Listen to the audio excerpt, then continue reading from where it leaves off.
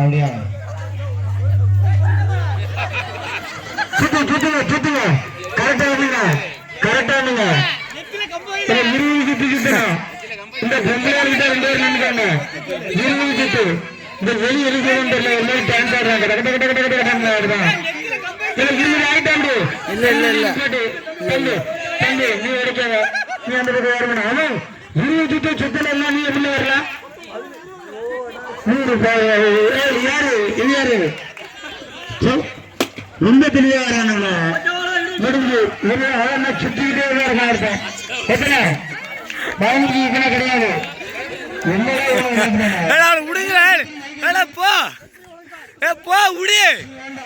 கம்ப புடுங்கல